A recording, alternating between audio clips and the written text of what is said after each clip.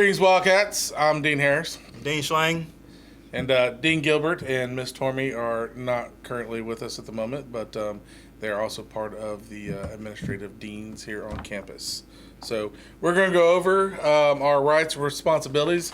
As you used to you used to get these books, and now you have to access it online. So good reading material if you're, in the bathroom or anything like that. But nonetheless, you must read this. Okay, we're going to go over some key points. And Dean Harris, you want to start us off? Sure. I'm going to start with due process. If you're not familiar really what due process is, it's pretty much you having rights in so many words. So students, you do have a right here at the school, and within that right, you're entitled to fair treatment, number one. If you ever have to deal with anything, you will be informed of what we're talking to you about. You will get the chance to say your side of the story. We're going to take that into account. Also, depending on the severity of the incident or even your past behavior history, that also can tie into what kind of consequences you actually have, just like outside in the real world. If you've been running a red light every week and the cop catch you every week, that ticket is going to get more and more expensive. So just the same thing here at the school. That's the same thing. You also have your due process here at the school.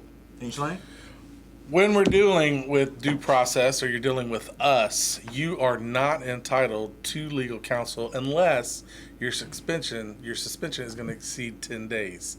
In that case, that's a whole hearing process, and we'll go through that a little bit as well.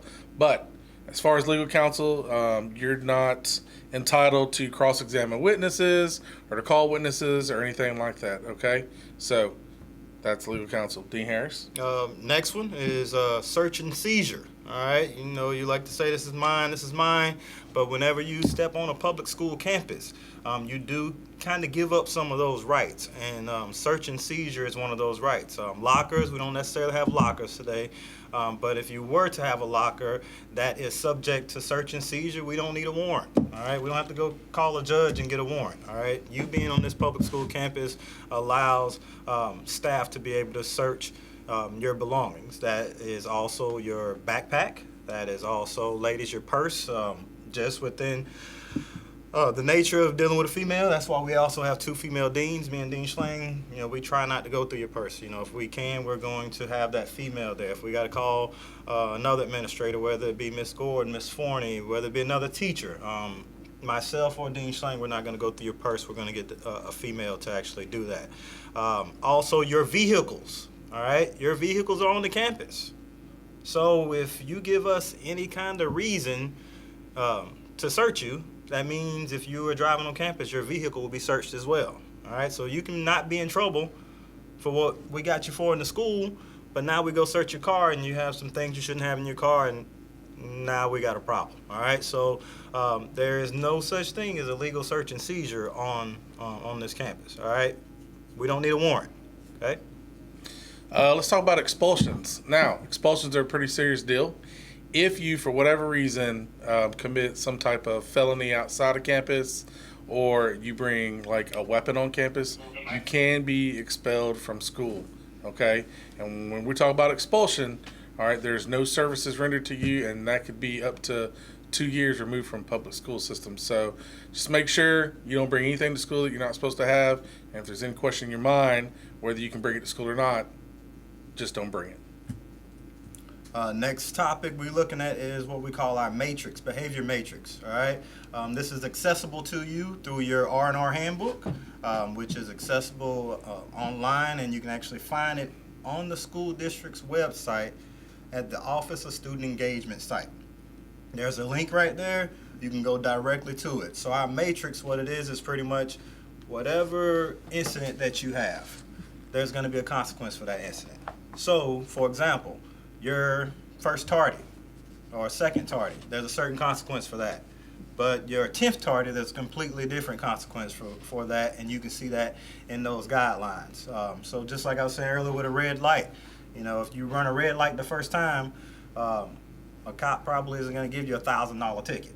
But if you've ran that red light probably going 100 miles per hour multiple times, that ticket probably get a little more severe. So this is the same thing here with our matrix as well. Is you get in trouble, we deal with you of how the matrix says to deal with it, and then it's just like a step process. The higher the step, the higher the consequences. So once again, if you want to see that a little more in detail, your R&R handbook will talk about that for you. All right, Mr. Williams. Hello. Hello, Mr. Williams.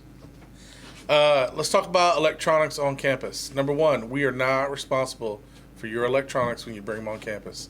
This includes cell phones, AirPods, any of that stuff, okay? If you bring that on campus, it's your responsibility, it's not ours, okay? So don't leave it laying around, okay? The last thing we want to do is spend a bunch of time trying to look for a cell phone that you brought or some gaming system and you left it and somebody took it. So we're not responsible for any personal items such as those things. What about my cassette player? No, cassette player, bro, that is like old. No. CD player? Even still old. Like, no. If it gets stolen, oh well. Sorry. iPod? Yeah, iPod. Yeah. If you get an iPod, I mean, sorry. Yeah. What about my Pro 8-track? Well, if you got Mr. Shackle has an 8-track. Mr. Shackle probably Yeah, has an 8-track. but okay. All right. yeah, his has probably gotten stolen a couple times, and the lock on his doors. So In his truck. in his truck. You're right. Thanks, Mr. Williams. In his truck. Exactly. All right. Headed on the cell phones, right? Everyone loves cell phones. I even love cell phones. All right. Even though some of you have better cell phone than I have, but that's another discussion. But classroom versus bus, as far as enforcement of cell phones, all right? As far as you can look at this in your R&R handbook, it actually states that your cell phone should be on silent and away from your person. All right, that's pretty much verbatim, meaning that your cell phone should not be in your pocket. It should be on silent in that book bag, hanging on those hooks that are in your classroom. If your teacher has different guidelines, we need to abide by those guidelines, all right? But in that R&R handbook, it says that it should be on silent and kept away. Also, it says that teachers are, I really don't want to say this, but they are actually able to confiscate it. They are actually able to take your cell phone for a certain amount of time, like say take it and say you come back at the end of the day and get it. They are entitled to that, all right? However, on the bus, a bus driver is not actually able to do that, all right? So a bus driver, they can't confiscate your cell phone, all right? But a teacher can confiscate your cell phone. So there are different parameters with your cell phone as far as in the classroom versus on the bus, even though the bus is an extension of the school. Yeah, so bus driver tells you get off that cell phone on the bus, get off of it. All right, let's talk about firearms, weapons, and bomb threats, okay? You bring any of those things on campus, number one, school's probably going to go in lockdown. Number two, you're probably going to be dealing with Officer Hune and or Officer Kelly and probably some other officers on campus, okay? You're going to be dealing with us as well as the rest of the administration, okay? And those things that we talked about earlier about due process and student legal counsel, those things are all going to probably come into play. Bringing any of those things or doing any of those things can get you removed from school, it can get you expelled, and you can get some serious charges stemming from that. So even bringing replica firearms like toy guns, airsoft guns, any of those things, don't bring those on campus, okay? Bottom line is they look real, and, you know, it's going to be considered real until we find out otherwise, okay? So make sure you don't bring any of those things on campus. Thank you for listening, and always, it's great to be a wildcat.